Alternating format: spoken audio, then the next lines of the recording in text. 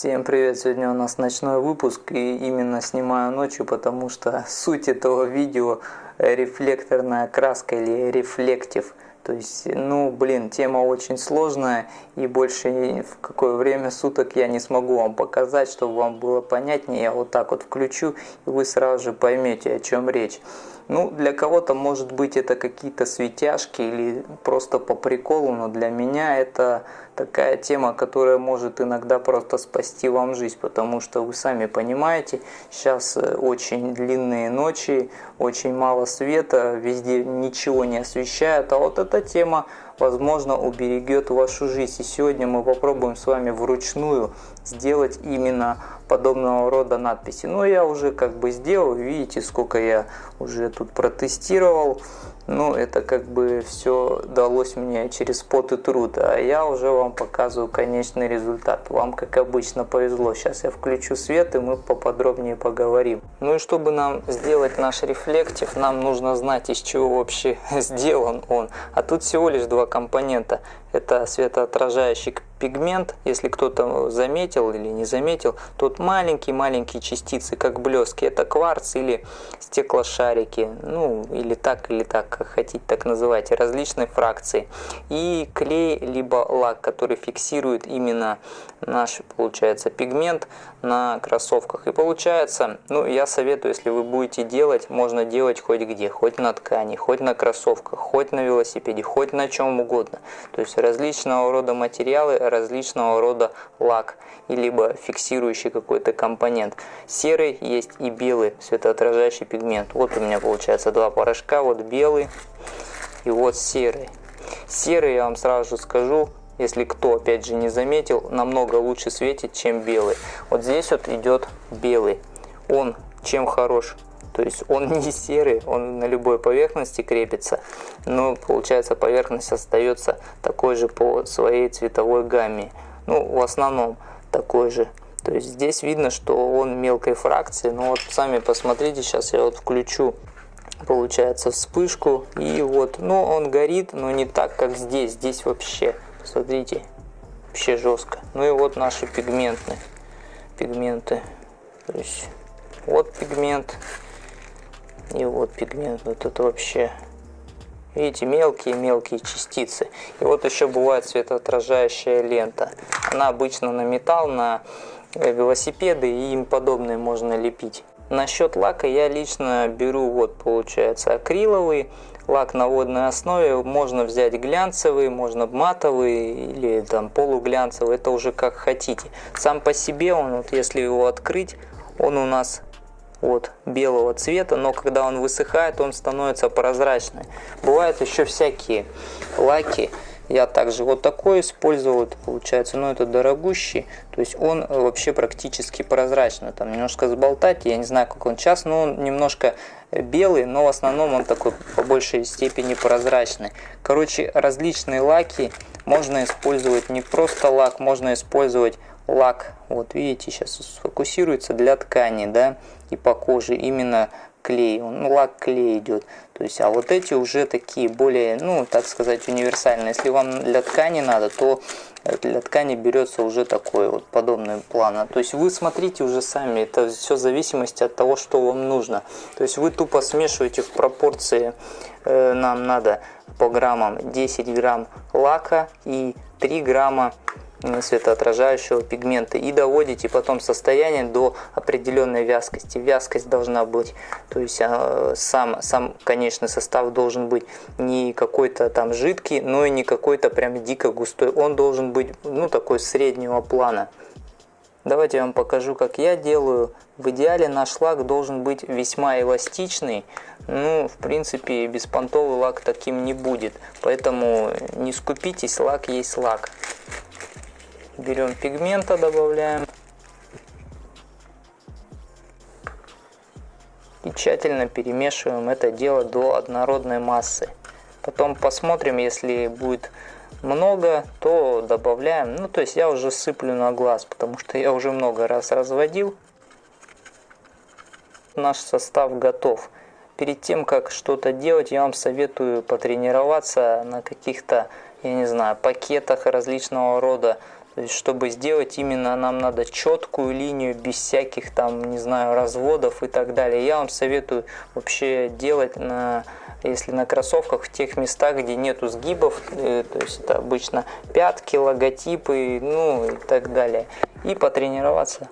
То есть обязательно надо потренироваться, чтобы нанести именно ровный слой нашего рефлектива.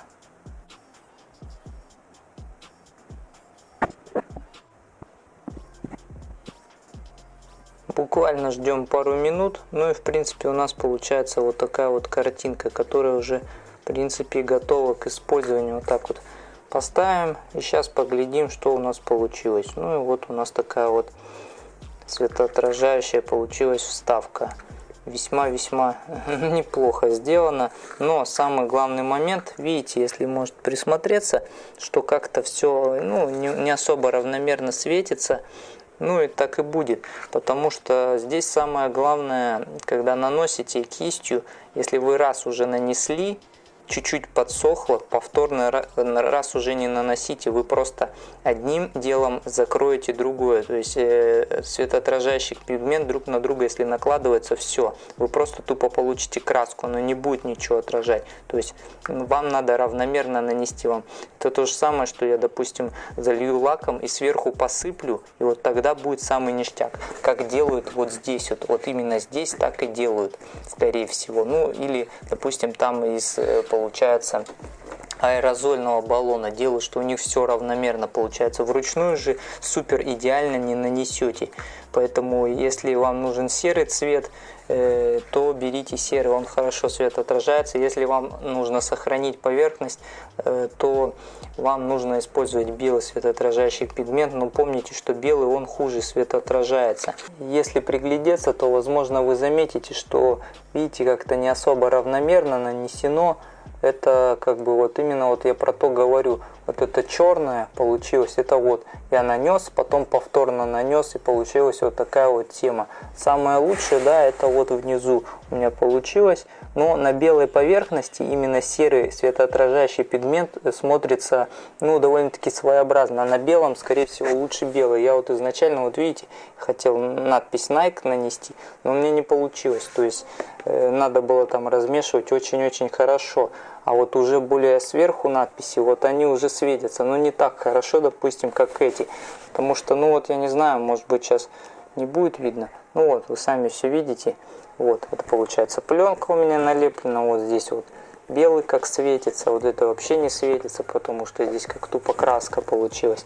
И вот, видите, не светятся вот эти части, вот где получается пигмент на пигмент. Здесь уже получше, здесь я всякие различные вариации пробовал на всяком тут. Ну, внизу лучше всего, конечно, светится. Давайте теперь я расскажу, где это дело все купить вам. Светоотражающий пигмент вам так и надо вводить. Заходите в Google, в интернет, вводите «купить светоотражающий пигмент» и, допустим, свой город. И уже смотрите различные вариации. Но 50 грамм в районе 300-400 рублей будет всяко стоить. Серый, наверное, подороже будет стоить. Я вот это белый, насколько помню, в России покупала, а серый мне там за границей привозили. Но серый у нас тоже продается, но я почему-то все его не мог найти.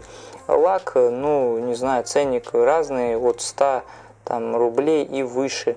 Ну, конечно, вам лучше покупать именно тот, который более эластичный, потому что на кроссовки, если будете лепить где-то, вот без проблем можно, где логотипы вот идут, всегда лепить на пятки можно, да, и сбоку можно, но нужно, чтобы лак был довольно-таки неплохого качества. Я вот даже лепил сюда, видите, ну просто тестировал, сейчас я вам покажу. Вот у меня кроссовки для тестирования. Вот, видите, светится пятка именно в этой области. Я так немножко решил налепить. Но это как бы чисто для тестового делал, для тестирования. И как бы смотрите сами. Есть аэрозольные баллоны именно, получается, рефлектива. Я никогда не находил, не видел, чтобы уже готовая краска была. Вот видите, у меня здесь получается серый светоотражающий пигмент, но здесь жидкий лак, И получается, нам нужен именно по вязкости, чтобы он был средний. Если жидкий, он, видите, оседает, и чтобы размешать, он размешивается хорошо, но быстро оседает. А нам нужно как бы держать в равновесии это все дело. Ну, вы поймете, когда будете делать. В идеале использовать нужно, ну вот, какие-то емкости вот такого плана. Ее более удобно размешивать. Я использовал лак, где вот лаки, знаете, баночки из-под ногтей, ну, для ногтей, то его не особо удобно использовать, он размешивать его сложно там. Ну, короче, очень сложно, и вот такое дело проще купить.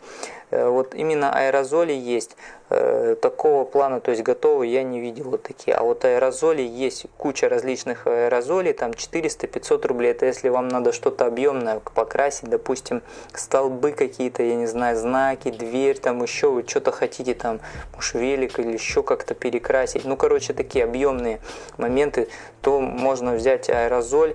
Аэрозоль будет вот близко, очень близко сделано, если вы правильно покроете с расстояния по инструкции, то вы получите примерно вот такой же равномерный результат. Вручную же вам очень будет сложно сделать вот что-то подобного плана, потому что здесь есть еще фракция различная. Вот это я вам не сказал, фракция бывает там от 10-20 микрон до и 700-800. То есть нам нужно от 10-20 до 80 микрон. Это вот самые лучшие.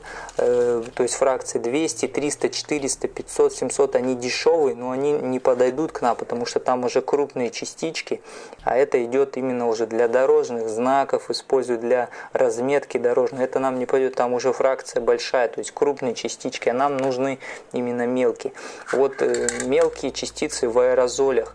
Аэрозоли недорогие, если, допустим, сделать что-то по трафарету, если, допустим, закрыть, да, вот где не нужно, то можно без проблем нанести с аэрозоля. Вот здесь у меня, допустим, хром тоже, ну, цветоотражение, да, здесь, возможно, сейчас не видно, но он как зеркало, он, получается, зеркальную поверхность дает любой поверхности. Ну, тоже прикольная тема, и вообще по дешману стоит, это я в Leroy Merlin брал, хром тоже, то есть, ну, смотрите сами. Вот такие вот ленты, это получается ценник вообще, ну тоже за метр, в зависимости от ширины, рублей 40-50. Вот если на металл какой-то тот же велосипед, если вы как-то хотите там где-то раму обкрутить, да, вот это дело вообще ништяковское и светит, ну вы сами видели, вот. Там налепил я, ну и 50 рублей, знаете, за метр, это вообще гроши. Сами лаки вы можете, в принципе, найти в любом художественном магазине. Все для творчества, там, я не знаю, для рукоделия и так далее. Для художников, короче, отделы. Вот эти всякие штучки, они тоже там бывают. Но и также в отделах для мыловаров. Вот эти всякие баночки, стекляночки. Короче, ну, смотрите сами. Еще есть такой момент, что в идеале нужна, ну, подложка быть более, чтобы светлой, то есть вот на это типа будет хуже светить, чем, допустим, если я вот покрою, видите, я покрывал, вот здесь вот получается у меня где-то грунтовка была, есть специальная грунтовка, она у меня, кстати, где-то вот здесь есть, вот такая вот грунт акриловый, тоже белый, и есть еще тупо вот маркер берете. Так, где у меня тут маркеры? Ну вот, допустим, маркер берется белый, вот, и маркер краска наносится, то есть надо равномерно, может быть, 2 слоя, и потом уже на этот слой наносите светоотражающий пигмент. Ну это смотрите уже сами, как хотите. Можете попробовать где-нибудь маленький участок незаметный и уже точно определиться. Но обязательно, конечно, протестируйте все, замешивайте, чтобы максимально было здесь, ну, нормально много пигмента. Потому что если пигмента будет недостаточно, картинка будет сама по себе неравномерная. Вот видите, посмотрите. Вот здесь вот у меня практически все равномерно получилось, то есть максимально заполнилось вот этими светоотражающими частицами. А если у вас будет на другом расстоянии, конечно, светить будет, но картинка будет не так очень хорошо смотреться. Ну давайте еще покажу немножко прикольных штук. То есть вот такое вот дело, ну, я уже не раз показывал, если кто не знает, это достигается за счет вот такого вот маркера, это ультрафиолетовый маркер. Стоит он в районе 150-200 рублей. Также еще небольшое превью сделаю для последующих видео. Я думаю, вы все сами увидели. Это результат люминофора. То есть, ну, как бы тоже прикольная тема, очень необычная, своеобразная. В одном из последующих видео я обязательно покажу вам. И очень много различного рода красок бывает. И вот обратите сейчас внимание на эту надпись. И кое-какую манипуляцию пройду сейчас, сделаю.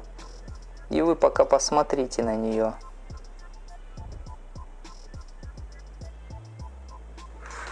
Ну и теперь посмотрите на буквы. Ничего не поняли? Цвета поменялись, если кто не заметил.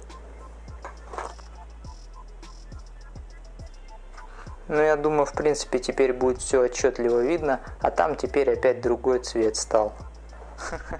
Но вот такая вот краска тоже бывает, я расскажу о ней в следующих своих обзорах. Спасибо за внимание, всего доброго, до свидания, спрашивайте, если что непонятно было.